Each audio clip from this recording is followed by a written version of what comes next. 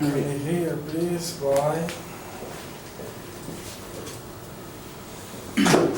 Amar as Bem, coisas. nós vamos falar de inversão de valores. Né?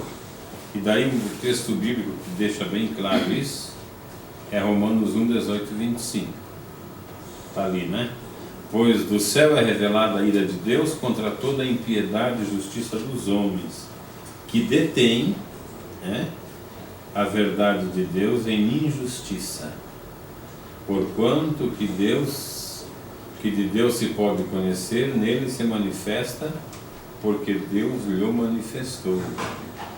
Pois os seus atributos invisíveis, o seu eterno poder e divindade, são claramente vistos desde a criação do mundo, sendo percebidos mediante as coisas criadas, de modo que eles são inexcusáveis. Porquanto, tendo conhecido a Deus, contudo não o glorificaram como Deus, nem lhe deram graças antes das suas especulações. Se desvaneceram e o seu coração insensato se obscureceu. Dizendo-se sábios, tornaram-se estúpidos. E mudaram a glória de Deus, do Deus incorruptível, em semelhança da imagem de homem corruptível, e de aves, e de quadrúpedes, e de répteis. Por isso Deus os entregou às concupiscências de seus corações, a imundícia para serem os seus corpos desonrados entre si. Pois trocaram a verdade de Deus pela mentira e adoraram e serviram a criatura antes que ao Criador, que é bendito eternamente. Amém. Bem, nesse comentário de Paulo, a gente percebe a realidade, infelizmente, desse fato, naqueles pontos que nós colocamos ali, né? Amar as coisas e usar as pessoas, ou seja, usar as pessoas para conseguir seus interesses, né? Isso é uma coisa bastante comum na política, no mundo atual, na sociedade, enfim, o mundo todo é assim, mas a igreja tinha que ser isenta dessa prática, ela não poderia praticá-la, não deveríamos ter irmãos que usam outros para ser promovidos. Essa parte ela cabe bem àqueles que tomam conta, né? Aqueles que dirigem coral, que dirigem inclusive grupo de jovens, enfim, todos os grupos que têm um líder. Se o líder não for espiritual, ele age dessa maneira. Valoriza a aparência e não o conteúdo. É outra dificuldade que a gente tem, né? E isso até os anos 70 não era assim tão agudo esse ataque, porque as pessoas não eram tão descaradas e tão corajosas.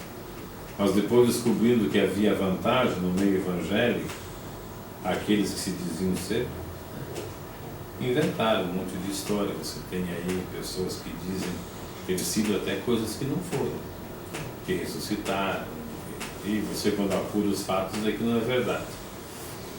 Isso acontece porque se prefere o dom ao fruto, né? Ali está fruto e depois frutos por causa da qualidade.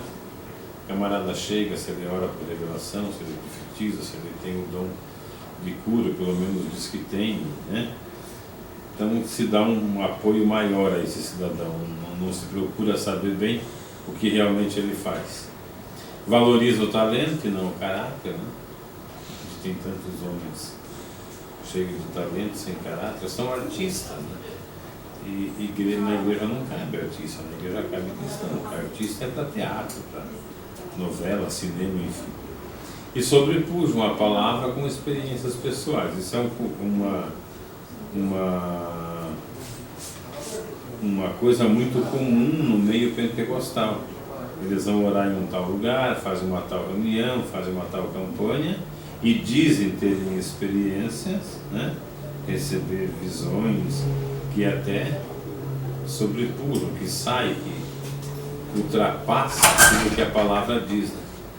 A gente teve esse caso de irmãos que completaram o Apocalipse, teve um que veio me visitar aqui, em janeiro, já é bastante tempo crente, diz que Deus revelou que há um erro no livro do Apocalipse, do capítulo 6 ao capítulo 10, e Deus revelou para ele os versículos verdadeiros. Então, que coisa, hein?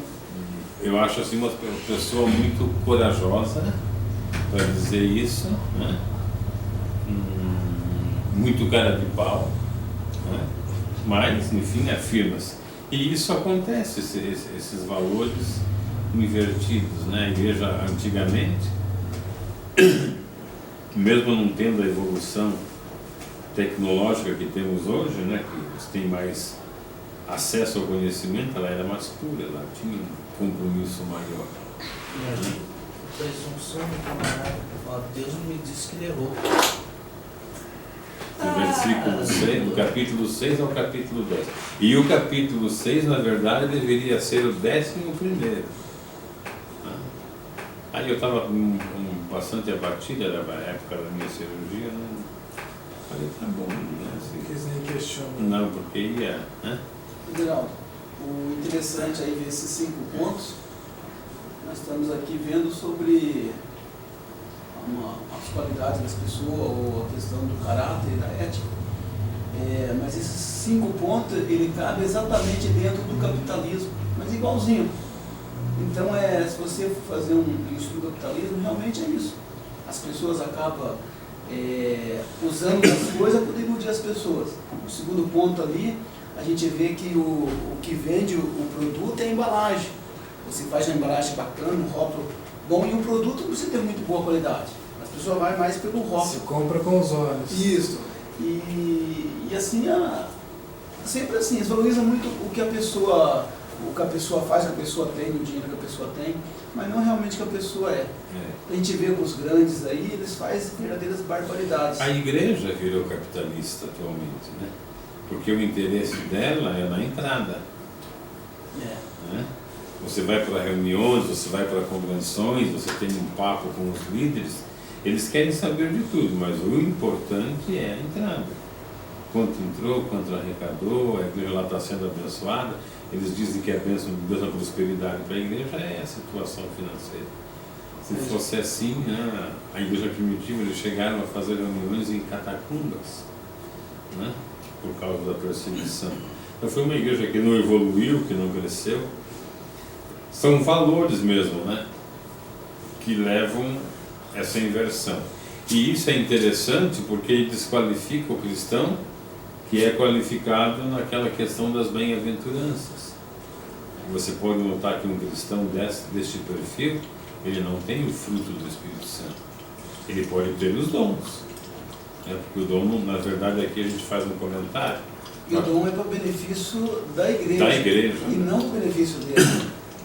Então, quer dizer, nem aquilo que ele tem não é para ele próprio. É verdade. O dom é de Deus, né? Ele é apenas uma ferramenta que Deus usa para transmitir. Mas não seria assim para valorizar ele. O dom é valorizar a igreja. E o pessoal inverte isso, né? Acaba valorizando ele e desvalorizando a igreja. O que em algumas igrejas, se vocês convidarem para pregar, a primeira coisa que ele vai perguntar é se você tem algum dom, se você ora por revelação, se você profetiza, se Deus te usa de uma maneira sobrenatural, você não prega. E o interessante é que o povo está tão condicionado a isso, que se você fizer uma oração para uma pessoa, a primeira pergunta que ela te faz, Deus te mostrou alguma coisa?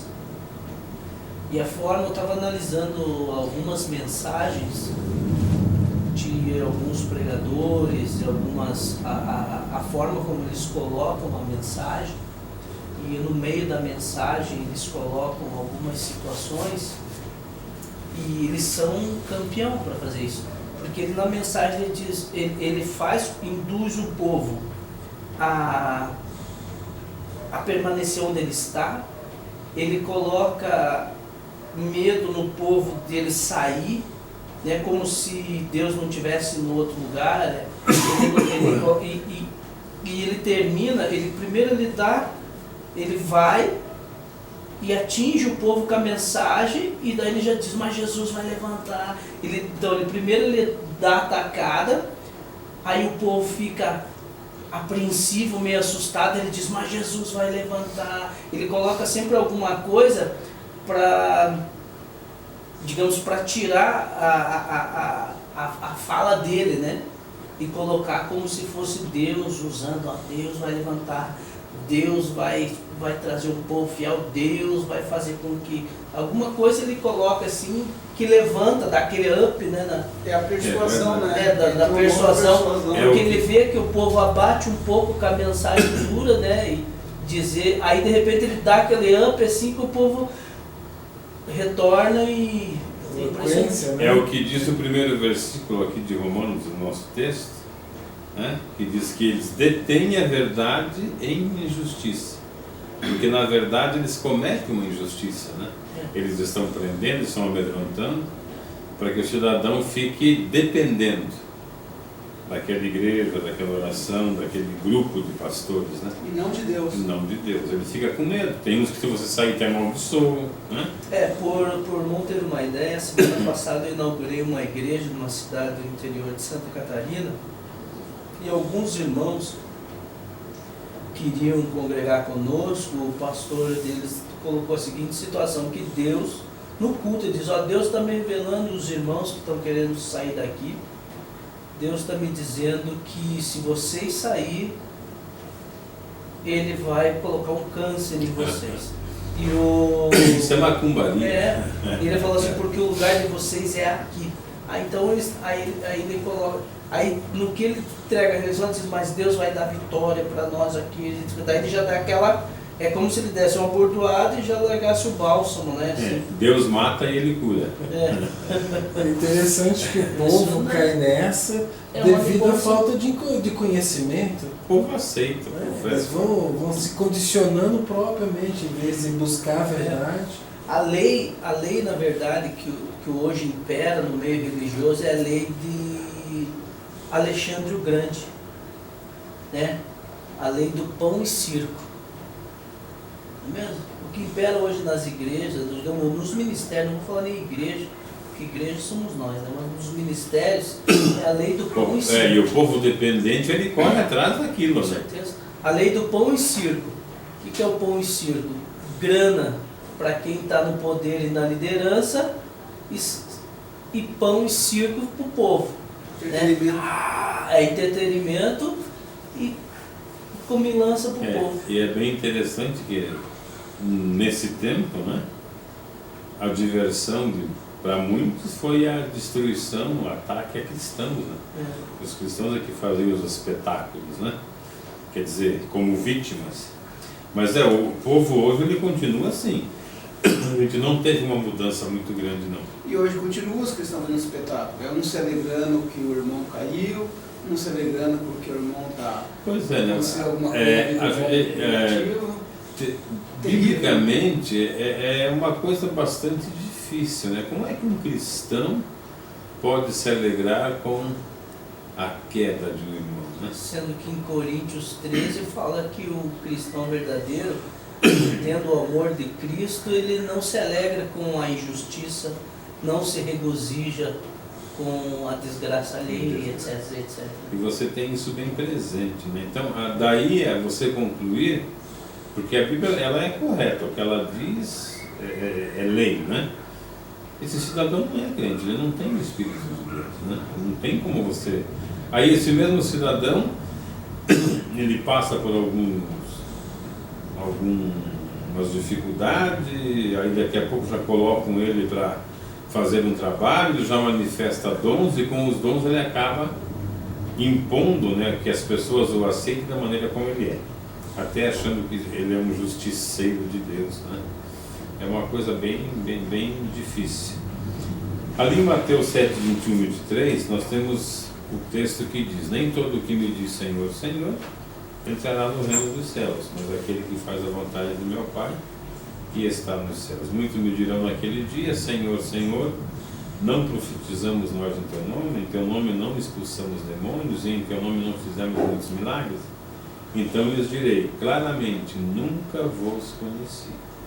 Apartai-vos de mim, vós que praticais a iniquidade. Por esse texto você vê que esse cidadão que está, né, envolvido nessas práticas, ele simplesmente não é crente, ele não tem direito à salvação, ele vai ser reprovado, ele vai ficar, né?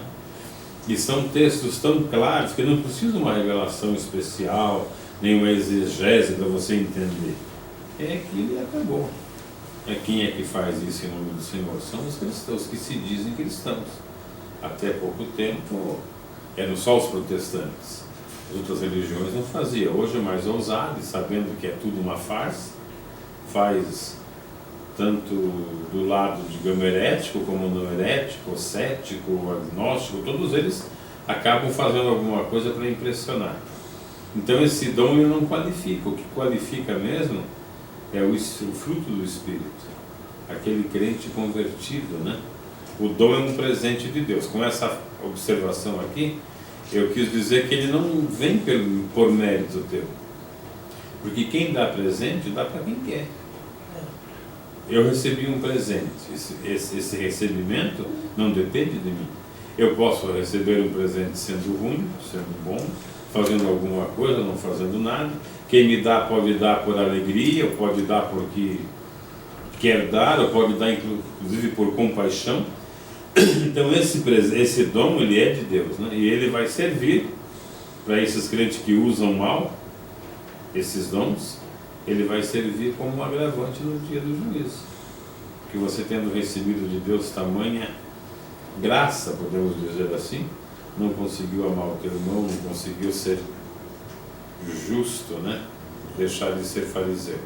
E a questão, acho que o caso da igreja em si, a igreja verdadeira, é o que o Senhor acaba se manifestando na vida de pessoas que para ele não interessa se a pessoa vai salvar ou não, desde que atinja aquela ovelha que precisa, porque o povo, querendo ou não, ele vai para o reino de Deus, a visão dele ainda é através de denominações. Então Deus acaba tendo misericórdia do povo dele e utilizando essas denominações falhas, porque que maneira que vai chegar até o povo se não for por isso? É verdade. Um monte de... as pessoas vão assim seguir quem? Então, infelizmente... a rede é lançada, né? E ali vem de tudo. Por causa da necessidade do reino, é que essas pessoas acabam se aproveitando, né? Mas nessa passagem, a Bíblia deixou bem claro, né? Que por mais que a pessoa seja usada e feita tantas maravilhas, Deus não conhece ele. Deus conhece o povo sendo abençoado através dele. Mas ele não. Eu acho que no céu não vai entrar pastor. Se entrar vai ser uma meia dúzia. É muito bom. Porque é eles que dominam. O povo está lá, né? E quando você passa uma mensagem errada, quando você amedronta, quando você coage, como diz o pastor Bino, por coação, isso é uma injustiça. E Deus vai cobrar isso de você. Principalmente se para essa coação você usou uma mentira. Como Deus vai te colocar um câncer. Isso é uma coisa maligna. E o peso que tem em julgamento um pastor que está na frente de um trabalho é muito maior. É maior do que os demais. Bem, o fruto qualifica o cristão, diferente dos dons, não é?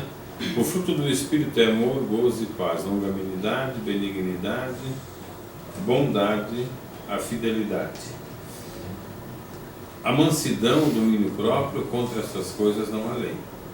E os que são de Cristo Jesus crucificaram a carne com suas paixões e concupiscências. Se vivemos pelo Espírito, andemos também pelo Espírito. Esse andemos, ele tem o sentido de pratiquemos, façamos, operemos espiritualmente. Porque você pode viver no Espírito, como muitos dizem que vivem, e pela prática é um crente, é um pastor, é consagrado, é reconhecido, mas pratica coisas que não deve. Então você precisa, sincronizar esse comportamento para você poder ser realmente abençoado. É que nem Paulo diz, com o entendimento sirva de Cristo, mas com a carne, a lei do pecado. A lei do pecado, mas nós precisamos disciplinar isso, Não nos tornemos vangloriosos, provocando-nos uns aos outros, invejando-nos uns aos outros. O fruto, ele é um presente do homem. Em que sentido? Quando Deus dá o dom, foi Deus que te deu. Você está recebendo e está operando com o dom. Isso não vai te salvar e você não precisa ser santo para ter dons, Na questão do fruto, a bondade, a longanimidade, o amor, é um presente do homem para Deus, ou seja, o homem mostrando a Deus que com o seu espírito, que com o conhecimento da palavra, ele consegue operar coisas boas, a boa obra que fala Filipenses, né? Aquele que começou em vós uma boa obra levará até o fim. Então é como se fosse um presente, porque é o homem operando de acordo com aquilo que a palavra exige, pede. Então quando o homem é bondoso, é amoroso, é realmente um cristão, ele alegra a Deus, né? Deus se sente em regozijo com isso, porque vê a obra boa feita pelo homem. E isso qualifica o cristão que deve, né, entrar no céu. Aqui eu não pus os textos, mas nesses textos de Mateus 23, 1 a 39, ele fala da hipocrisia, ele repreende severamente, né? 2 Timóteo 1 a 5 fala da aparência sem caráter, né? Eu acho que é até bom a gente dar uma... Se acha ainda, tá para nós, você que enxerga melhor do que ela, você tem o tablet, como dizem alguns, né? Tem que comprar um tablet. Timóteos 3, 1 a 5. O de Mateus é mais conhecido, né? Quando Jesus repreende os hipócritas, fariseus, que põem um monte de leis e fazer um monte de coisas e não fazem.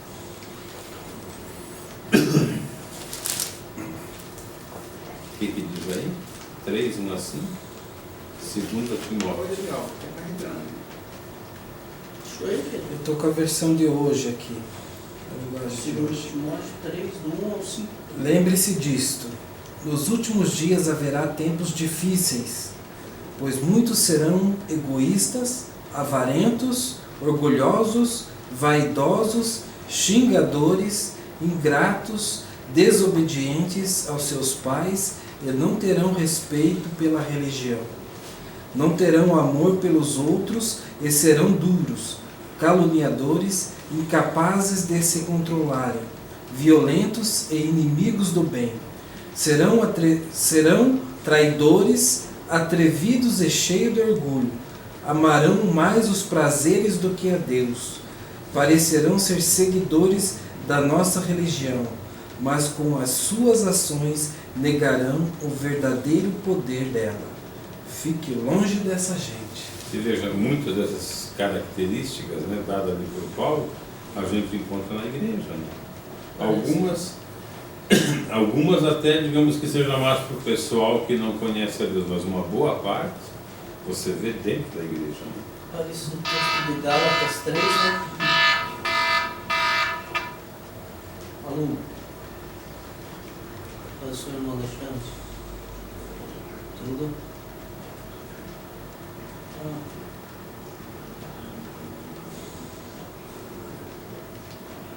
Sim.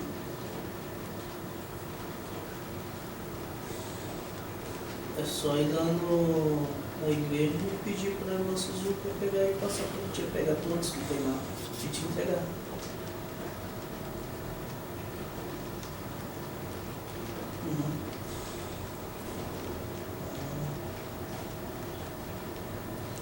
Não sei.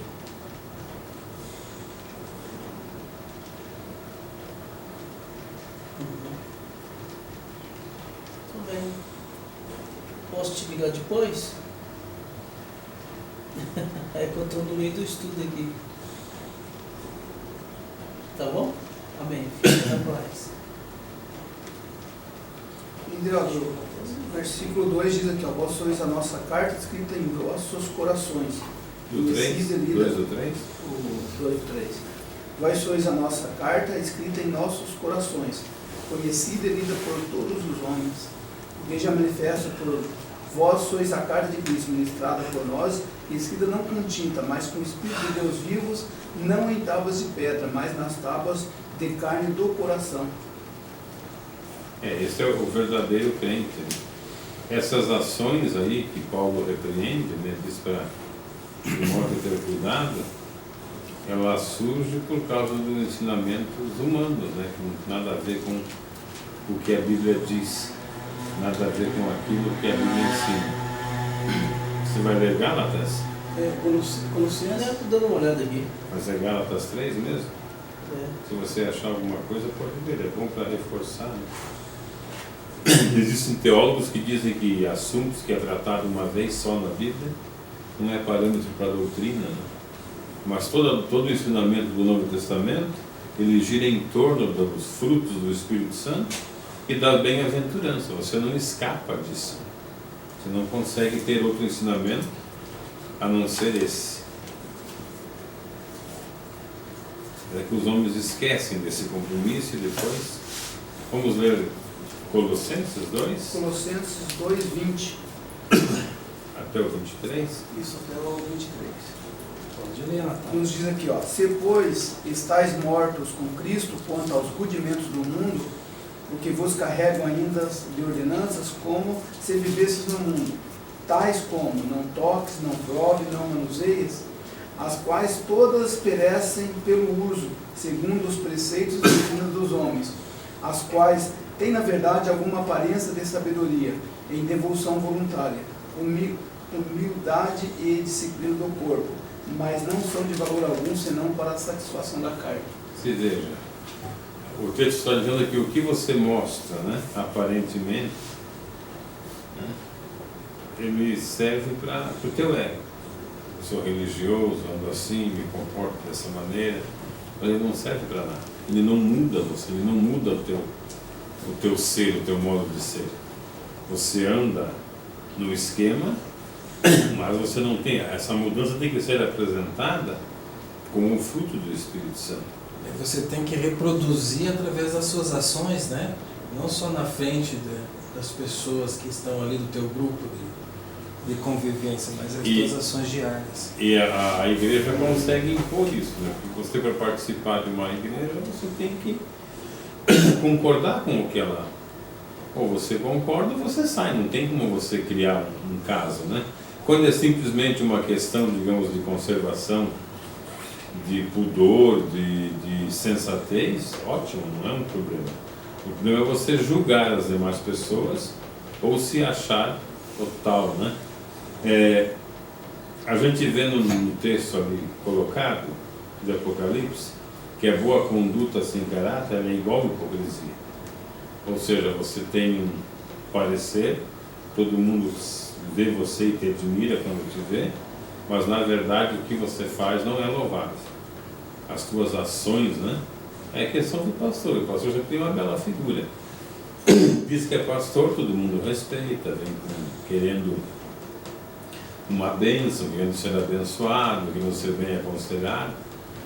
E quando aparece lobo, né? Quando aparecem os lobos, aparecem desses pastores. As ovelhinhas são sempre as vítimas. Apocalipse 3, 1 a 3, a igreja de Sardes. Ao anjo da igreja em Sardes escreve: isto diz aquele que tem os 7 Espíritos de Deus e as estrelas: conheço as tuas obras, tens nome de que vives e está morto. Ser vigilante e confirma o restante que estava para morrer, porque não tenho achado as tuas obras perfeitas diante do meu Deus. Essa tradução ela confunde um pouquinho, mas no texto que segue uma tradução literal diz: confirma, conserta o restante, o que ainda está vivo, trate de consertar, de arrumar, né?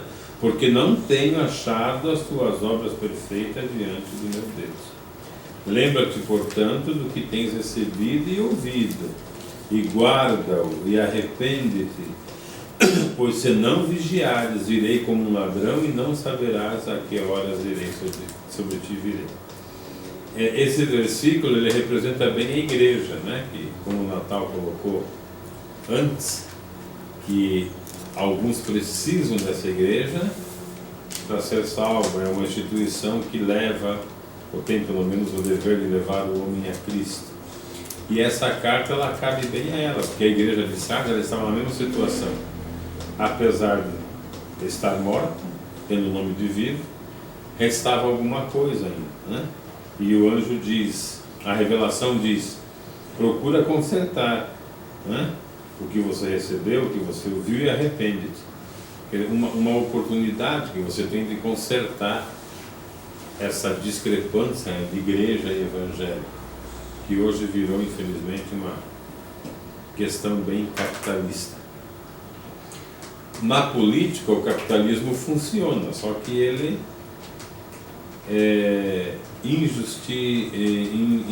injustamente ele massacra, ele mata alguns, né? Na fé isso não pode acontecer, porque todo aquele que você atrapalhar, que você escandalizar, você vai ter que dar conta. O texto é claro quando diz: ai daquele, né, por quem virá o escândalo. E é um quadro do que você mais ou menos tem hoje. Você está vendo algum versículo? Não, a boa conduta é isso. Então essa boa conduta de Sardes, como igreja, só Deus que pôde revelar. Ela tinha nome que vivia, fama, mas espiritualmente estava morta, né? O que nós temos hoje na mesma situação. Sem novo nascimento não há caráter cristão e nem salvação. Tem que existir esse novo nascimento. Respondeu-lhe Jesus: em verdade eu te digo que se alguém não nascer de novo, não pode ver o reino de Deus. No outro versículo: se alguém não nascer da água e do Espírito, não pode entrar no reino de Deus. Ou seja, se você não se converter, se você não produzir o fruto digno de arrependimento que proclamou João Batista, não se enquadrar nas qualidades do cidadão do reino da bem-aventurança, humilde, misericordioso, que sofre por amor de Cristo, que suporta, não tiver o fruto do Espírito, né, que é aquilo que Deus produz em você através da sua santidade, não tem como você ver o reino de Deus. O batismo, né, nas águas, com um compromisso sério. É até interessante, porque no meio pentecostal costuma-se dizer que o batismo não salva. Realmente, o batismo não salva. Mas ele é o marco do início de uma carreira com Cristo. E você precisa passar por isso como um testemunho público, como um registro de que você aceitou a fé. Desde que venha, lógico, você vai ter que produzir frutos de arrependimento, senão pelo fato de ter sido batizado. O que você pode alcançar no final, se não corresponder à expectativa do Evangelho, você vai ser condenado, porque o Evangelho é apresentado assim: quem quiser vir após mim, negue-se a si mesmo, que é uma coisa dificílima, né? Provoca dor, provoca constrangimento e tantas coisas. Tome a sua cruz e siga. O Evangelho é isso, ele não tem outra promessa, né? Quem quiser vir após mim, negue-se a si mesmo, vai ficar rico, vai ter bem-estar, e vai... Não. Tome a sua cruz. A cruz ela vai surgir de várias maneiras. Primeiro, com as suas escolhas, com as suas atitudes, né? Com aquilo que você faz, que você produz, porque conforme tudo que você fizer, você pode até sofrer fazendo o bem, mas você vai ter um consolo, um conforto, um apoio de Deus nessa vida de luta. Se você escolher mal, você não vai ter nem esse consolo. Você vai sofrer e não vai ter apoio nenhum. E no final ainda você vai ser condenado. Então o Evangelho ele é feito de escolha. Ninguém cai ali porque foi obrigado. Jesus não pegou ninguém na marra. Você vai ser cristão. A gente vê quando ele chamava os discípulos, alguns ele chamava e ia. E alguns procuravam-no. E ele não aceitava. Quando aquele do morto, do pai, acho que pai, morto, né? Ele falou: cega, não tenho que ir, não. Então, deixa aqui, né? Em algumas situações, Senhor, queremos seguir-te. O filho do homem, a raposa tem o seu covil, o passarinho tem o seu ninho, mas o filho do homem não tem. Então ele nunca enganou ninguém. Lá na multiplicação dos pães, os 5.000 lá, ele se preocupou com o povo que estava com fome, e o povo já viu aquilo como um ato social, uma obra de caridade, uma ação. Agora nós estamos passando fome, né? De vez em quando o imperador joga uns pedaços de pães, nós estamos com fome. Esse homem, aí na pregação espiritual, ele disse: vocês têm que comer a minha carne e beber do meu sangue. Esse camarada está louco. Aí foram levantando, daqueles 5.000 que estavam na igreja, só ficaram os 12. Aí Jesus olhou e falou, vocês também não querem ir? Eu lembro uns 20 anos atrás, a mania dos políticos era dar manilha pro povo. Era manilha para tudo, porque Curitiba era tudo cheio de valeta. Aí eu dava manilha pro povo, e todo mundo colocava manilha na casa dele para deixar bonitinho. Eles fazem a troca. E Jesus, na verdade, eles esperavam um Salvador assim. Mas Jesus não se manifestou para tirar a opressão dos romanos de cima do povo de Israel. Não foi esse o objetivo da vida dele. O objetivo da vida dele foi revelar o reino de Deus que eles tanto esperavam. E dizer que para alcançá-lo eles tinham que ter um comportamento, mesmo sofrendo, né, por causa da sociedade que era corrupta. Ele não veio para derrubar César, para derrubar Herodes como eles queriam. E ele foi bem claro quando disse que o meu reino não é deste mundo. Não é deste mundo. Mas o pessoal não, nós queremos a bênção material. Nós queremos ser crente. Quando ele fala para o rico, vende tudo, doa para os pobres e vende. Ele falou, não dá para fazer isso. E ele tinha dito antes que não tinha feito tudo, porque um dos mandamentos que ele disse que cumpriu e se vê que não cumpriu, era amar o próximo como a si mesmo. Se ele amasse, ele teria dado, não teria acumulado riqueza. Porque a situação do povo, dos irmãos na época, né? Bem lembrado pelo pastor Bini, a questão do pão, do divertimento, do entretenimento, era terrível. O povo vivia calamitosamente mal, né? E esperava ali, ele não veio para isso. Aquela questão do pão foi uma necessidade que houve, ele deu de comer, mas não que iam segui-lo por aqui. Quando a mensagem passou no seu teor espiritual, o povo não vai, esse camarada é canibal, é antropofágico, né? Como é que nós vamos comer a carne desse cidadão de Deus? Nós queremos peixe e pão. E foram embora. Para a igreja de hoje, Cristo é um personagem que não dá.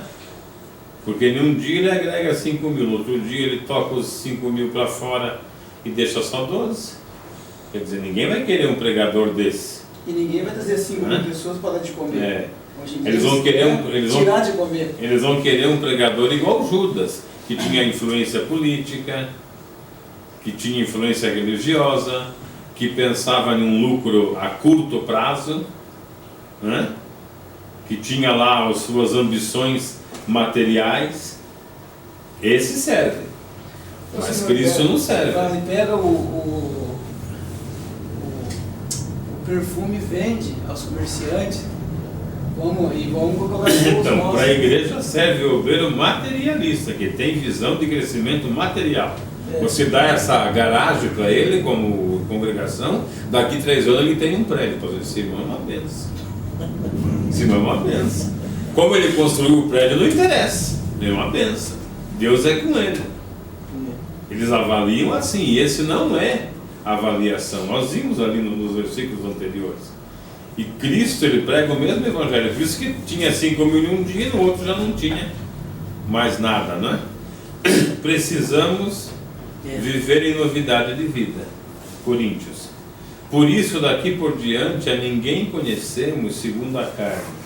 E ainda que tenhamos conhecido Cristo segundo a carne, contudo, agora já não o conhecemos desse modo. Ou seja, a parte material, ela já não é a importância, o foco, né, de tudo isso. Porque se alguém está em Cristo, nova criatura é. As coisas velhas já se passaram, e isso que tudo se fez novo. Mas todas as coisas provêm de Deus, que nos reconciliou consigo mesmo por Cristo e nos confiou o ministério da reconciliação.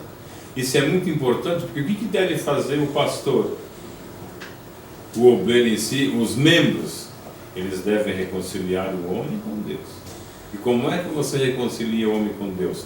Mostrando ao homem o seu estado pecaminoso, falando do sacrifício da cruz e fazendo ele entender que através desse sacrifício ele consegue a redenção. É o evangelho da salvação. Não existe outras promessas com objetivos secundários, e não se deve fazer isso por coação. É quem quiser vir após mim. Ou você vem, tem um hino, né, que diz: hoje Jesus vai te matar, Deus vai te matar e vai te ressuscitar. não é ferro e fogo, não é por força nem por violência. Você precisa convencer o pecador que ele precisa de Deus. Nós precisamos agradar a Deus.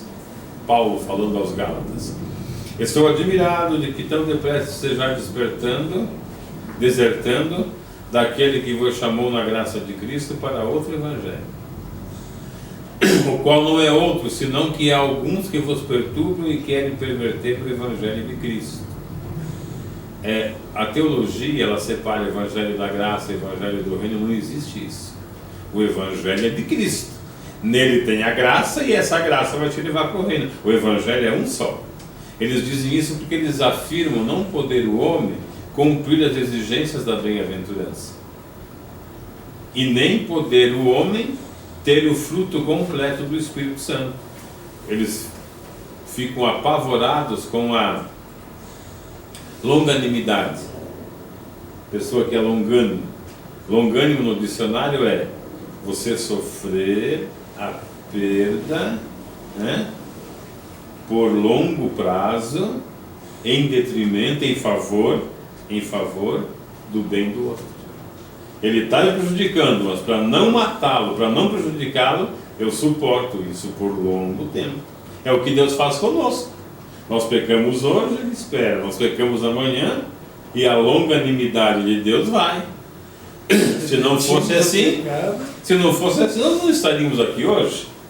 Então essa longanimidade, ela é fruto do Espírito Santo. Então ela tem que estar ali. Então ele diz: não, mas existe o evangelho da graça e o do reino. O da graça salva todos. Quando formos santificados, estaremos no evangelho do reino. Não, o evangelho é de Cristo, não existe outro. E Cristo passa 3 anos do seu ministério pregando o evangelho do reino, não prega outra coisa. E agora tem o evangelho da prosperidade, aí tem o evangelho das maravilhas, tem vários tipos de evangelho, não é só esse. Paulo já advertiu, né? Mas ainda que nós mesmos, ou um anjo do céu, vos pregasse outro evangelho além do que já vos pregamos, seja anátema. Como antes temos dito, assim agora novamente eu digo: se alguém vos pregar outro evangelho além do que já recebeste, seja anátema. Pois busco eu agora o favor dos homens ou o favor de Deus? Ou procuro agradar aos homens? Se estivesse ainda agradando aos homens, não seria servo de Cristo. E isso no âmbito da igreja. Quantas coisas a gente não faz para agradar o pastor? Parece que o pastor Bini não tem essa qualidade, né, de querer agradar o pastor. Eu até nem sei como é que ele está lá engasgado, né? Está entalado até hoje onde está, porque ninguém gosta de ser confrontado, principalmente o pastor. Você chegar e dizer, ainda quando é lá na salinha, lá no quartinho, né? Ainda passa, mas imagine você em um púlpito, né? Ou em público, né? Ô presbítero Natal, está errado, não é assim, você precisa estudar, né? Mas quem faz a vontade, tudo bem, você não vai agredir.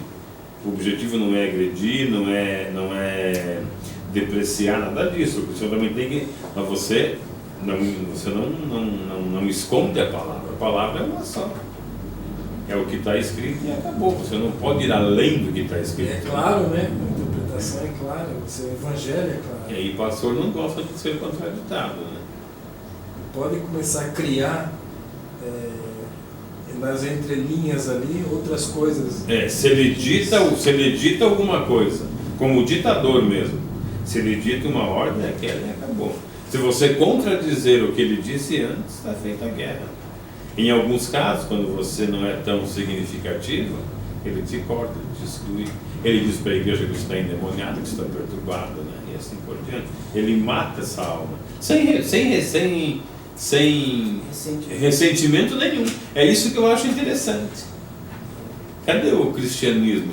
Não, saiu, estou livre, né? O acerto de conta vai ser pesado. E nós temos um exemplo na igreja primitiva que Paulo não se conformou, né, com a maneira que os líderes da igreja estavam agindo. Aí ele levou a questão, defendeu, mostrou na palavra, no evangelho, mostrou a evidência do que estava acontecendo com os gentios e falou: como é que pode? O que nós vamos fazer? Eu vou impor o mesmo jugo, nós não conseguimos suportar. Aí na reunião eles cederam. Só que hoje em dia é difícil. Hoje em dia Paulo hoje em dia seria expulso. Com certeza. Não serviria. Expulso, Só serviria Judas, porque ele é lucro a curto prazo e Bem na fita, Judas. E político.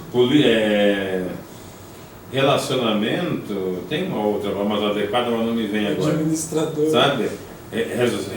Relacionamento político e religioso, ele estava em todo lugar. Ele ia lá nos sacerdotes, ele falava, né? Dava preço, esse serve. É o que desvenda tudo, ele desfaz qualquer coisa, né? Ele tinha uma rede de network bem apurada, né? É verdade. Imagine se existisse o Facebook, o Orkut, né? Da mesma maneira que Paulo faria sucesso, eles também fariam sucesso. Ele dava alguns milhões de acessos no YouTube. Imagina. Porque para isto fossem chamados, porquanto também Cristo padeceu por vós, deixando-vos exemplos para que sigais as suas pisadas. Seguimos o conselho de Paulo, que os homens nos considerem, pois, como ministro de Cristo, dispenseiro dos mistérios de Deus. Ora, além disso, o que se requer dos dispenseiros é que cada um seja encontrado fiel. Todavia, a mim muito pouco se me dá de ser julgado por vós, ou por qualquer tribunal humano, nem eu tampouco a mim mesmo me julgo, porque embora em nada me sinta culpado, nem por isso eu sou justificado, pois quem me julga é o Senhor. Daí o cuidado, né, nas obras. Portanto, nada julgueis antes do tempo, até que venha o Senhor, o qual não só trará à luz as coisas ocultas das trevas, mas também manifestará os desígnios dos corações, e então cada um receberá de Deus o seu louvor. É interessante que o julgamento de Deus não vai ser acusatório. Ele vai mostrar o filme, digamos assim, né? Você vai ver o que você fez. Ele não precisa dizer, você adulterou, você roubou, você matou. Você vai ver. Né? Foi isso que você fez. Como crente, não estou falando dos que não são crentes. Porque tem crente que mata, que adultera e que rouba. Isso é comum. Né? Não é mais uma coisa, uma aberração, não. Isso é... Então você tem esse cidadão aí. Ele vai ver o que ele fez. E vai ser julgado. Pois quem tem diferença? Não. Olha, irmãos, essas coisas eu as apliquei seguradamente a mim e a Apolo, por amor de vós, para que nós aprendais a não ir além do que está escrito, que é o que a gente faz. A gente, que eu digo, como um organismo cristão. O homem tem essa tendência, né? De colocar um... Ali foi bastante além, né? Deus vai estar me dizendo que vai te pôr um câncer. Esse não foi ali, você já disparou, né? Esse perdeu o rumo, né? De modo que nenhum de vós se ensoberbeça a favor de um contra o outro, que foi o quadro colocado pelo pastor Bino. Pois quem te diferença? Quem é que faz a diferença entre você e o outro? E que tens tu que não tenhas recebido? E se o recebeste, por que te glorias como se não houveras recebido? Ou seja, você é bom, a bondade é de Deus. Você é ruim, a ruindade é do diabo, né? Tudo bem que ela faz parte do comportamento humano, mas aquela maldade que mata, né? Então, ou você tenha bem ou tenha mal, não é teu. Alguém te deu isso, então você não tem nada. Esse é o resumo.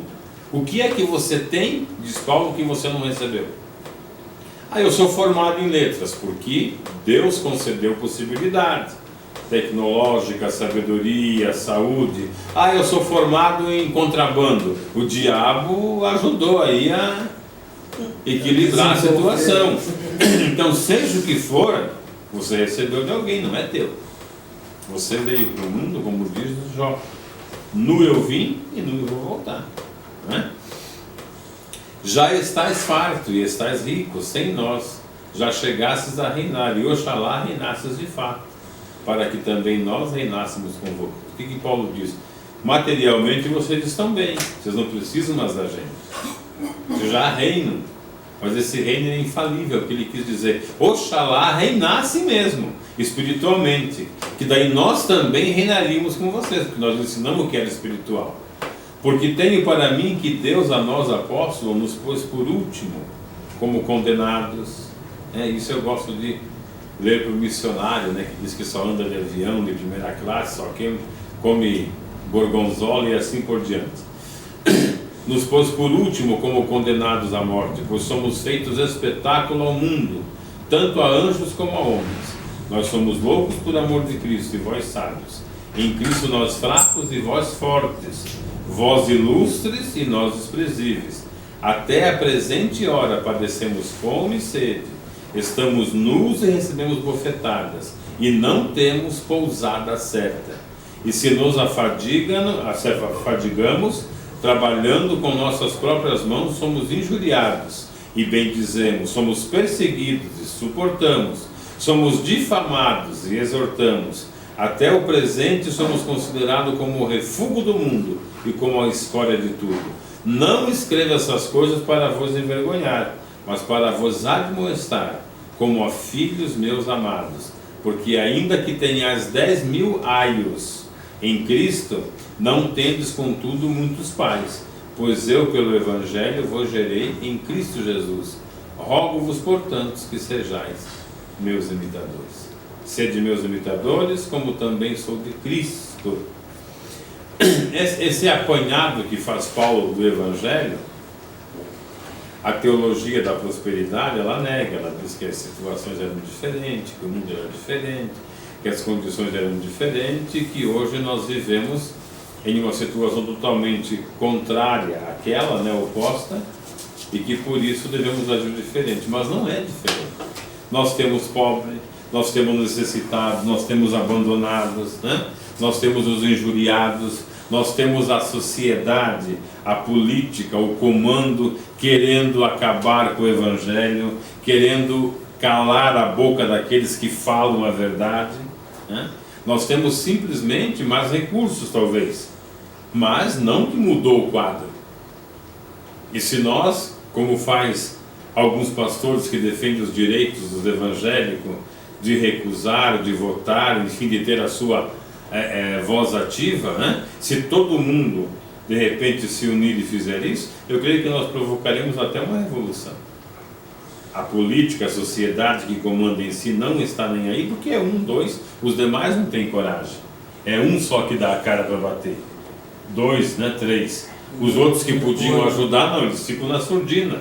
Por quê? Porque eles querem viver na comodidade. A igreja cresce, o governo libera, o governo apoia, mas se nós formos levar o Evangelho do jeito que Jesus levou e que os apóstolos levaram, nós vamos criar uma guerra, nós vamos criar um confronto aí. Na realidade, eles fazem, digamos assim, da igreja, da junção de pessoas reunidas, um comércio, faz uma profissão, uma empresa que gera lucro. Na verdade, a igreja se tornou um monopólio. Monopólio.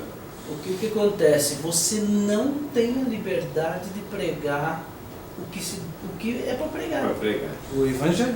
Isso em qualquer lugar.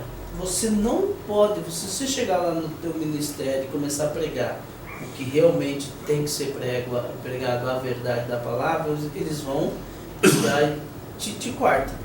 Já diz, esse aí não dá, vamos excluir ele.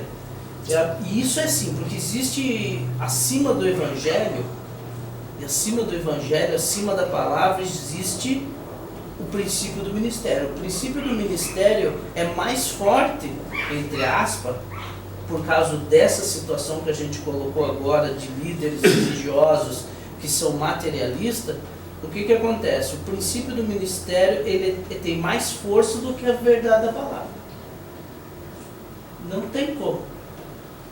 O que você vai fazer? Se você quiser pregar realmente a verdade, você vai ter que ir para a praça pública, você sem denominação. Sem denominação. Eu creio, pastor Bini, que essa é a saída.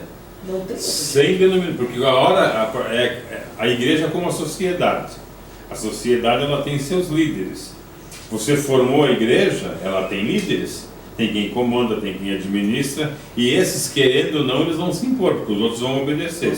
Então, é o que Pedro queria fazer com os gentios que estavam abraçando a fé. Ele queria pôr os princípios do judaísmo. Aí Paulo diz: Pedro, vamos lá. A Bíblia diz que Paulo enfrentou Pedro cara a cara. Falou: você não pode, quando tem judeu, você é judeu. Os judeus vão embora, você vira gentil, vamos decidir. Foi quando fizeram o concílio. Na verdade, não deveria existir uma denominação. Deveria existir anunciadores do Evangelho do Reino, as pessoas necessitadas, para que elas se tornassem também anunciadoras. E ninguém monopolizasse nada, porque o monopólio é de Cristo. Exatamente. O reino Aquilo que Paulo falou. Né? Aquilo que Paulo falou. O fundamento é Cristo. já está posto. Está posto. Acabou. Ele disse que ele não podia pôr outro fundamento. Não podia pôr outro. Que só ia dar continuidade àquilo que já tinha sido colocado. Então hoje o que acontece? Digamos, a liderança, vamos colocar de uma forma geral, no meio evangélico, eles têm o domínio sobre a palavra, sobre o evangelho, coisa que não deveria ter. Não deveria. Para quê? Para cair naquela outra situação. Para que a palavra seja pregada conforme o seu benefício, conforme o seu ventre, conforme o seu querer, conforme a sua vontade. Para interesses próprios. Exatamente, buscando interesse. E isso vai gerar condenação eterna, não tenhamos dúvidas. Tem uma passagem que fala assim: que tendo coceira nos ouvidos, cercar-se-ão de falsos. Não me lembro qual, se eu tivesse minha Bíblia aqui, está bem marcadinho. Eu sei qual que é o versículo. Não suportam a sã doutrina de Cristo e tal. Transforma a corruptível, a graça de Deus. Deixa eu pegar aqui. É interessante ler esse texto porque é uma realidade. Falando do. Não me lembro onde que está agora. Nossa, tá ali, já está ali. Já deu? Já deu. A sã doutrina. Eu estava olhando a beleza dos passarinhos. Vamos ver se ela dá o versículo. Segundo Timóteo. Se leu? Nossa, você é rápido, hein, rapaz? Então vamos lá, pega aí. 2 Timóteo 3 e 4. Dá para ler desde o comecinho, acho. Onde é que você viu 2 Timóteo? Ali naquele, com a palavra. Ah, ela está maior, né? É. Show? 2 Timóteo 4, 3 e 4. 3 e 4. 4, 3 e 4. Veja o que diz no comecinho aqui. Na presença de Deus e de Cristo Jesus, Desde o primeiro, está lendo? desde o primeiro, que julgará todos os seres humanos, tanto os que estiverem vivos como os que estiverem mortos. Eu ordeno a você, com toda a firmeza, o seguinte: por causa da vinda de Cristo e do seu reino, pregue a mensagem e insista em anunciá-la, seja no tempo certo ou não. Procure convencer, repreenda, anime e ensine com toda a paciência, pois vai chegar o tempo em que as pessoas não vão dar atenção ao verdadeiro ensinamento, mas seguirão os seus próprios desejos e arranjarão para si mesmas uma porção de mestres que vão dizer a elas o que elas querem ouvir. Essas pessoas deixarão de ouvir a verdade para dar atenção às lendas. Esse aqui é na versão de hoje. Ele diz aqui, porque virá tempo em que não suportarão a sã doutrina de Cristo, mas tendo coceira nos ouvidos, cercar-se-ão de coisas e ajuntarão para si mestres segundo os seus próprios desejos. E não só desafiarão os ouvidos da verdade, mas se voltarão às fábulas. Tu, porém, se sóbrio em tudo. Né? Sofre as aflições como um bom soldado de Cristo. Agora, é a nossa realidade. Dura coisa é você fazer isso. Teve um irmão em Joinville uma vez que ele falou: pastor, Deus me revelou assim. Eu falei: irmão, você não pode pregar isso aqui. Mas foi Deus que me revelou assim. Então, abra o ministério para você. Vá pregar a palavra de Deus conforme Deus te revelou. Aqui, mesmo sendo Deus que te revelou, você não pode pregar. Olha que situação desagradável e difícil. Mas é o que diz Paulo, né? Nós temeremos agora homens. Pois é. Então, irmão, o que acontece? Você não pode pregar o que você quer no seu ministério, eu não posso, o Natal não pode, o Ederaldo... Agora pode. Agora pode. Mas, rapaz, eu faço, quando me convida, eu vou e prego. Só que eu prego uma vez só em cada... Nunca mais eu volto. Mas eu deixo falar. Só que eu vou uma vez só. Então é complicado a situação porque, infelizmente, eu acho que Cristo está muito triste com... quando o Ederaldo falou que hoje vai ser muito difícil um pastor entrar no reino do céu, eu digo que está muito difícil, viu? Porque não só o pastor, mas as ovelhas, os que são liderados, o líder e os seus liderados e suas ovelhas, vai ser muito difícil nos dias de hoje entrar no céu. Por quê? Porque está cômodo. A ovelha poderia se aplicar à leitura da palavra, mas ele se conforma com a forma que está, toca o barco, eu não vou me estressar, e vira naquela palavra, que um cego guia o outro cego. E cai os dois no buraco. Cai os dois no buraco. Então... É interessante, sabe, pastor Bini, que Jesus já esclareceu tudo isso. Já. Está tudo predito. Eu chego até a pensar que as pessoas às vezes têm medo daquela palavra, no caso de estudar, conhecereis a verdade e a verdade que é Cristo vos libertará, o que é para ser feito. Tem um alemão que vem aqui toda semana e vem me visitar. O serviço dele ele entra ali, nós lemos a Bíblia e cantamos. Tudo que ele é difícil. Tudo que ele tem muito conhecimento, política, economia, história, mas tudo que você fala ele encaixa na Bíblia. E ele diz para mim, a Alemanha não existe mais fé. A Inglaterra e os Estados Unidos ele banalizou a fé. Lá surge tudo. Tudo que não presta vem de lá. E vem para cá daí. Daí vem para cá. A Inglaterra ela está aos poucos se desvencilhando da fé. Na Alemanha ele falou, não existe mais, é muito pouco, foi o país da reforma. Aí ele diz, a causa disso é a não pregação do Evangelho. Porque como as pessoas aceitaram o Evangelho puro, depois desse Evangelho perverteu-se por causa do monopólio, elas dizem, bem, se eu fizer isso, eu vou para o inferno. Mas se eu fizer como a igreja manda, eu também vou para o inferno. Então elas ficaram sem opções. E sem, digamos, ânimo, para levar à frente o verdadeiro Evangelho, então eu vou me condenar mesmo, vamos cair os dois no buraco. Então eu vou continuar sendo materialista, que pelo menos eu aproveito a vida aqui. E isso aconteceu por causa do conhecimento. Como o país é mais educado na questão conhecimento escolar e secular, então eles chegam muito rápido à dedução do que está escrito. Na Itália mesmo eu tive essa surpresa. Você quase que não podia, não precisava explicar. E quando o irmão lia uma mensagem, quando ele lê um texto, ele já tinha uma mensagem. Ele não é como o nosso, que precisa entrar numa escola de homilética, de hermenêutica. Não, aqui está escrito isso, pastor. Aqui está dizendo isso. E ele fazia com facilidade. Isso é por causa da questão cultural, né? Então, por descobrirem, nós estamos perdidos mesmo. Se nós ficamos sem igreja, nós vamos para o inferno. Na igreja nós também vamos, porque estão falando tudo. Então, eles abandonaram. E na Alemanha, diz o Wolfgang, nós estávamos conversando com ele, né? Ele gostou de conversar com nós, estávamos puxando uns papos com ele. Ele falou, perdeu-se mesmo. Aquelas igrejas que vocês têm, né, que a gente vê lá, que aparece, aquilo é só status. O pessoal vai porque gosta de cantar, de uma música clássica, eles têm a música sacra como música clássica, mas não se usa, é só piano, aquelas coisas. Então, não existe fé.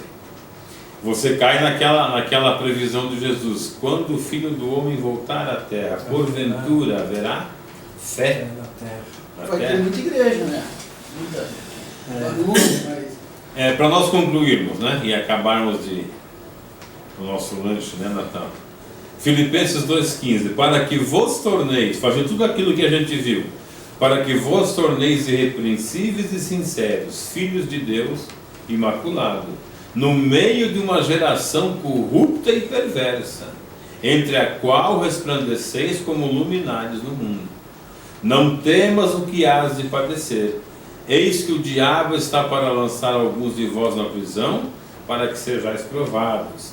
E tereis uma tribulação de 10 dias. Sê fiel até a morte, e dar-te-ei a coroa da vida. Aqui a gente encerra com a pergunta. Nós precisamos dar um jeitinho de ser salvo.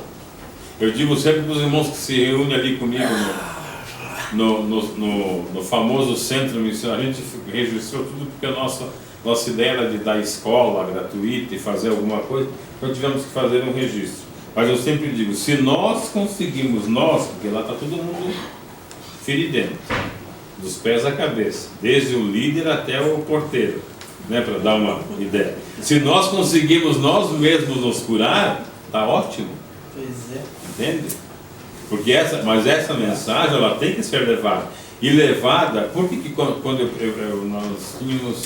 nós tínhamos plano de levar isso no Ministério do Natal congrega. Eu tinha um pouco de receio. Mas ele falou, não, a gente vem aqui, a gente peneira e faz só o que é aceito aqui, como diz o pastor Bini. Aí depois, nós acabamos não dando certo, por vários motivos, eu fiquei doente, essa minha impossibilidade de sair, agora tenho que ficar só preso aqui. Aí eu pensei, falei, o Bini concluiu, o Natal concluiu, fizeram pós-graduação, você fez, porque você tem que falar com pessoas que entendam isso, porque é o seguinte, se você leva uma verdade dessa para aquele irmão pentecostal do fogo, você mata ele. Ele desiste da fé e desvia. Eu até digo, irmãos, não tragam um crente que está bem na sua igreja aqui. Vocês só me tragam aqui gente que está parado na fé, que está desanimado, que, mas vou desviar, não tem mais igreja. Esse que perdeu a esperança. Eu quero que você traga esse aqui, não me convide crente de outra igreja. Porque ele pode chegar aqui e não aguentar o choque. E ele perde, eu tenho aquele moreninho que está conosco, o Mauro, ele teve aqui, né? O Mauro, ele tem dificuldade. Ele conversa comigo e diz, irmão, eu vivi a vida toda nesse esquema. Eu tenho um outro que diz assim, irmão, eu entendo, só que eu não quero falar, porque como é que eu vou desmentir tudo que eu ensinei antes? Eu tenho que desmentir tudo que eu ensinei antes. Foram as pessoas que me conhecem. É que nem a minha filha chegou para mim e falou assim, pai, fulano e Beltrano, puxa, pregaram, foi uma benção. Eu falei, meu Deus, mas já? Eu falei, faz 1 mês, 2 que batizou. Eu falei, a Lília é muito cedo. Ela falou, mas Deus revelou. Eu falei, tudo bem, Deus revelou, mas não quer dizer que seja já. Eu falei, Deus revelou que Davi ia ser rei, levou 17 anos. Eu falei assim, Paulo então, levou 14. Ela falou, mas por que, pai? Eu falei, por que, Lília? Eu, quando me converti, eu fui rápido demais. E hoje eu entendo e percebo quanta besteira eu falei. Talvez quanta gente eu entristeci com as minhas palavras. Eu me arrependo, eu deveria ter ficado pelo menos uns 5 anos sentado aprendendo, para depois ir para frente. Eu fui muito rápido, muito cedo. Eu falei assim, hoje eu falei coisas que eu não tenho coragem hoje de falar. Então isso eu falei para ela, eu falei, filha, então, antes a Bíblia diz que você tem que ser apto a ensinar. Então primeiro você tem que se preparar, primeiro você tem que aprender. Com dedicação. Para depois você ensinar. Eu falei para ela, entendeu que você está ensinando. Aí ela falou para mim assim, não, mas Deus revelou, pronto. Eu falei, Jesus, tem misericórdia da minha filha. Na verdade, ela você monitora, mas deixa para não abater a fé dela. Não, aí a gente vai instruir. Você falou uma coisa aí, pastor Bini, que eu achei interessante. Você disse que começou muito cedo, né? Eu sei, eu acompanhei o começo, estava lá, né, durante um tempo. E apesar de Deus ter permitido isso, a gente pode muito bem, né? Às vezes a pessoa começa cedo por um interesse desse monopólio, né? Porque você se destacava, você falava bem, você tinha, digamos assim, um outro visual. E o pastor, ele faz isso hoje, esse pastor interesseiro, né? Tudo bem. Na verdade, quem te separou do ministério, que eu tenho certeza que foi de Deus, né? Mesmo ele pensando uma coisa, ele acabou quebrando a cara, né? Porque não deu, vou ter mais uma ovelhinha para eu, entende? Para eu conduzir, né? E você não se deixou conduzir. Eu queria achar aqui Efésios, onde fala dos ministérios. Acho que é 4:11. Aqui. Além do mais, ele deu algumas pessoas para emissários, algumas para profetas, outras para proclamadores da boa nova, e outros para pastores e mestres. Sua tarefa é preparar o povo de Deus para a obra de edificar o corpo do Messias, até que todos cheguemos à unidade implicada pela confiança e pelo conhecimento do Filho de Deus, e pela virilidade segundo o padrão de maturidade estabelecido na perfeição do Messias. Esses que ensinam devem ensinar a verdade. Hoje em Você dia, não tem como fugir disso, né? Hoje em dia eu tenho pregar nas igrejas, eu chego cedo para mim ouvir o louvor e ouvir os testemunhos. Nesse final de semana foi sábado, eu fui de Campo Largo pregar e o irmão foi dar um testemunho. E ele falou que ele, graças a Deus, está firme na presença de Deus, mas a esposa dele desviou, saiu da presença de Deus. Que ele não entende como que pode uma pessoa deixar de Cristo. E no testemunho dele, ele deu a entender que ele estava feliz que está com Cristo e ela que se dane.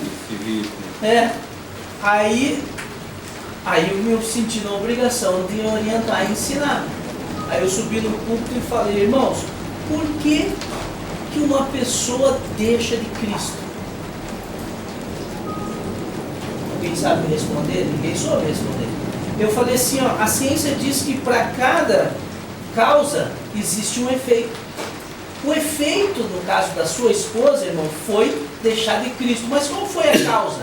Eu falei, pode ser o seu testemunho, o seu comportamento em casa, pode ser o que o senhor levou da igreja, todos os problemas da igreja para a sua casa, pode ser que ela não viu no pastor um cristão, não viu nos irmãos um cristão, ela se entristeceu, a causa, alguma coisa aconteceu que é a causa que levou ela a entristecer de tal forma que o efeito foi deixar Cristo. Eu falei, então, irmãos, a gente não pode ficar feliz de estar na presença de Deus e o outro não. Eu falei que a gente tem que fazer, abraçar, chorar, procurar saber qual foi a causa, insistir, conversar, para ver qual foi a causa e tentar reverter isso. Essa é a atitude cristã. Eu falei, isso é que o irmão tem que fazer. O irmão tem que sentar com a sua esposa e dizer, eu fiz alguma coisa, o que eu fiz? Eu agi, eu fiz alguma coisa que te levou a sair da presença de Deus? Não. Então o que foi? Foi na igreja e você tem que tentar reverter isso, irmão. E você vai responder por isso. Eu falei, porque você dizendo assim, eu estou feliz e ela não, você vai responder por ela. Aí peguei firme, né? Aí levantei a igreja, daí você levanta a igreja, faz uma oração para não ficar tenso, né? Aí expliquei, entramos numa palavra, eu preguei sobre Apocalipse 1:3, que fala, eu sou Deus, né? aquele que era, aquele que é, aquele que há de vir. Eu sou o Deus, o Todo-Poderoso, eu sou o princípio e o fim. Sabe aquela passagem lá? Trouxe a mensagem sobre isso, orientei bastante os irmãos. Eu falei, quando você vê uma pessoa desviada, abrace ela, chore com ela, não digamos, não coloque nenhuma palavra que faça com que ela venha se envergonhar ou venha se ficar constrangida. Eu falei, procura sempre ver qual foi a causa que levou ela a sair. Ela vai te falar um monte de causas. Você vai procurar ajudar ela nessa situação para ver se consegue trazer ela de volta. Eu falei, agora ficar feliz. E você ele? dizer, hã? E ele? Aí ele pegou e ficou quietinho lá, depois veio pedir oração pela esposa e tal. E daí conversei com ele falou que vai conversar com ela, ver qual foi a causa. E essa atitude, pastor Vinha, ela vem também do ensinamento do evangelho errado, que é aquele que não deixa pai, mãe, filho por amor de mim. O evangelho, a maioria que ensina tudo errado, porque Jesus não está dizendo o que ele usa. Principalmente no caso de marido e mulher, ele tem que entender que diante de Deus ele está só a metade feliz, porque ele é só 50%. Ele só é um inteiro junto com a esposa. É dois em uma só. O reino de Deus não é material, é espiritual. Então o deixar também é espiritual.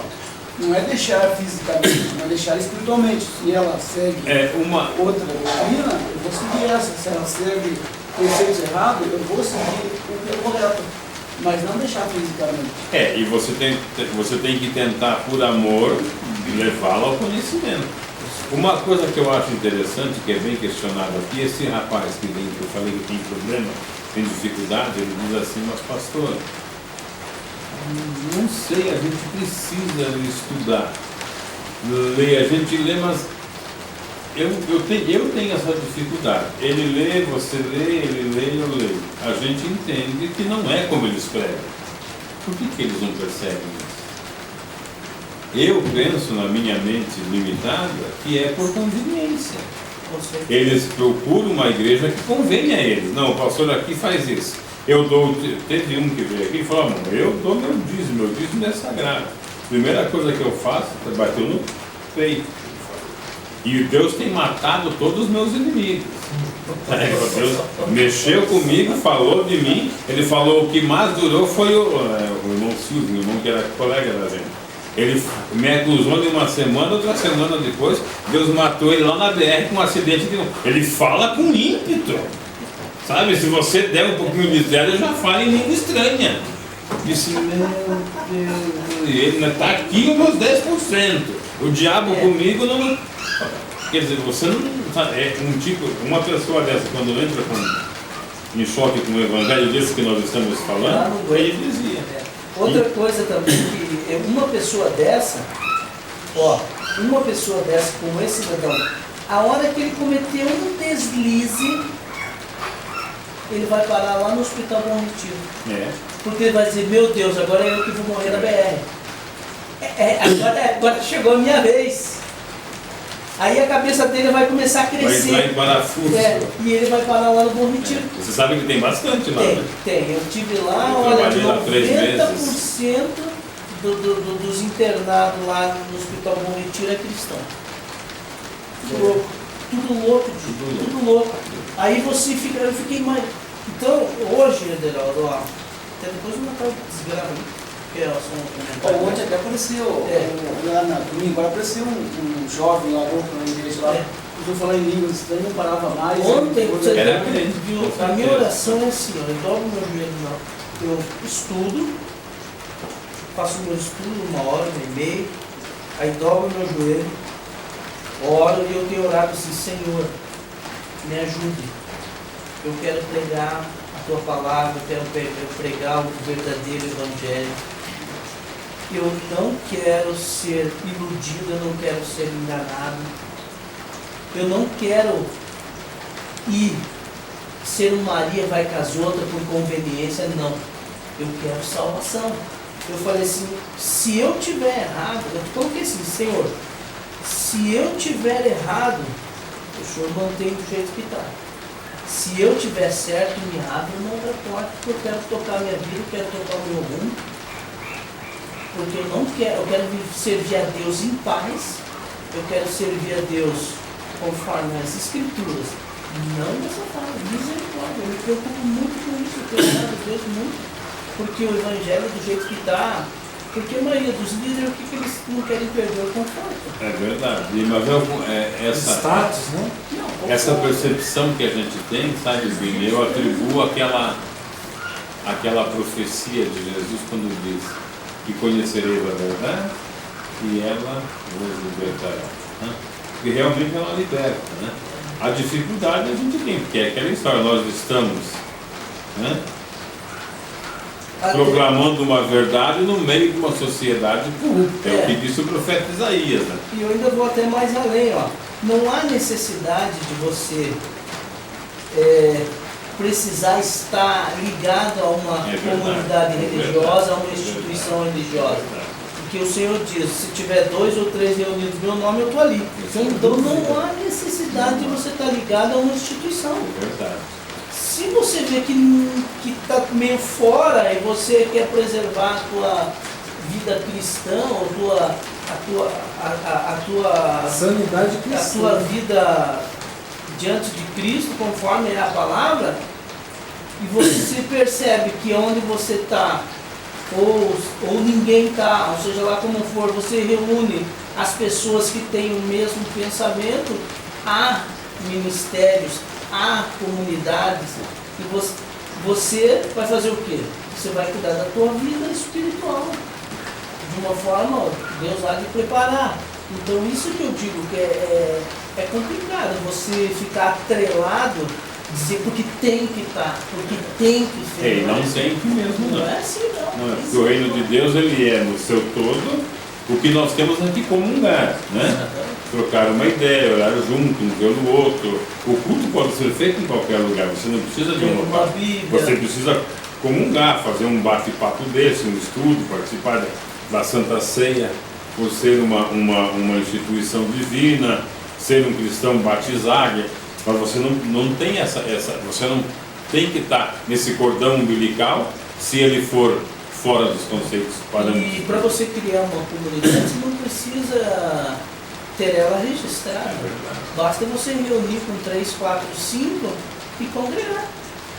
Marca as datas, os dias, os horários, congrega, serve a Deus. Se tiver Precisa algum ter gasto placa, em alguma precisa coisa, ter. se divide, né? É. Que era o que fazia a igreja fazia assim. A igreja primitiva, eles iam na casa dos irmãos congregando, né? A igreja de Deus está na casa do irmão Natal. Você viu a semana unânimes na comunhão do partido pão das orações. E o dinheiro arrecadado não ficava para o pastor Paulo, o pastor Silas. Ele ia para os cristãos que estavam passando fome em Jerusalém. Esse era o teor da Digamos arrecadação. assim, nos dias de hoje, como por exemplo a vida é um pouco mais, digamos, mais abençoada, vamos colocar assim, as condições, o que faria hoje? Porque, vamos dar um exemplo, o que a gente fez hoje. O Natal passou ali, comprou uns pão, comprou uns negócios, diminuiu o seu peso. Né? Vamos para a casa do irmão ali, passamos, compramos uns pão, compramos um negócio, fazemos tudo, diminui o peso dele, assim sucessivamente. Eu acho, sabe, Vini, eu acho isso desde pequeno, porque quando eu aceitei Jesus com 13 anos, 14 anos incompleto, tinha 13 e pouquinho. E a finalidade da instituição também não é levantar fundo. É lógico, não deve ser.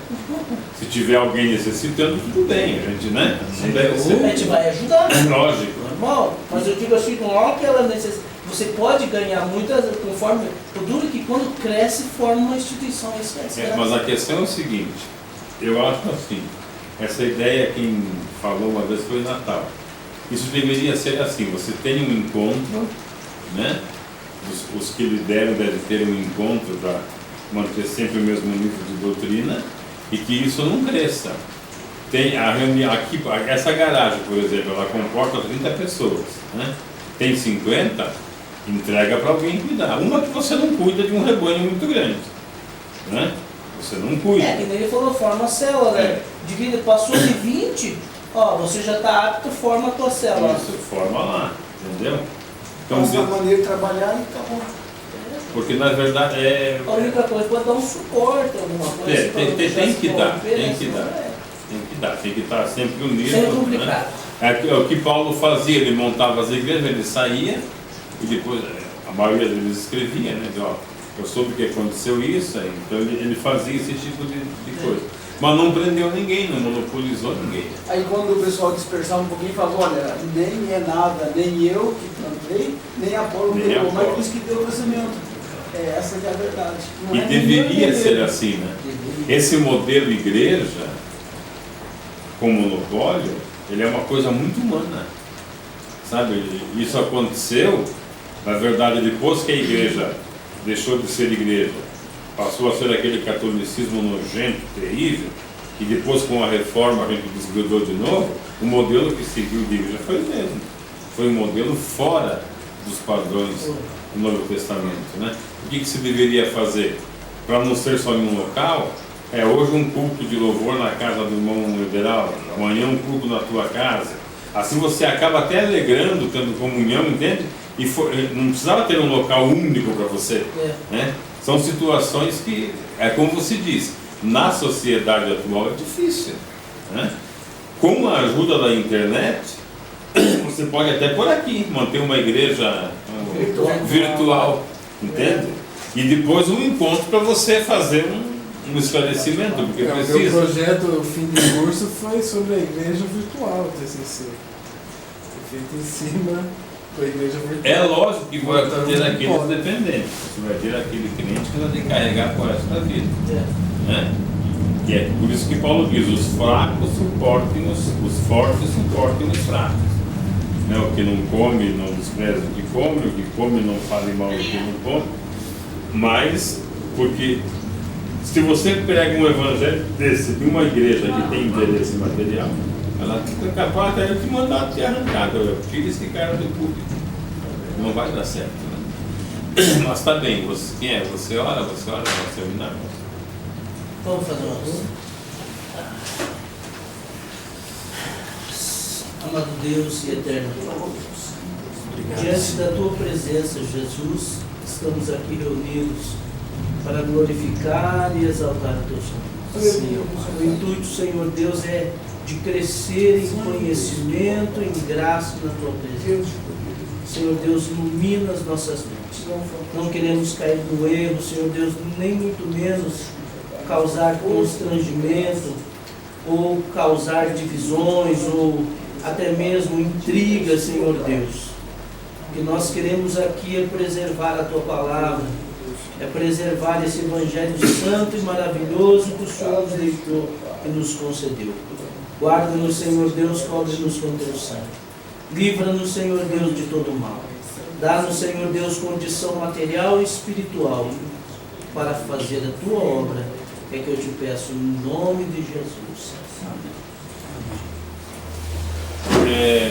Na próxima eu tinha separado um tema assim: qual a função do Espírito Santo? Pode ser? Vocês têm uma sugestão?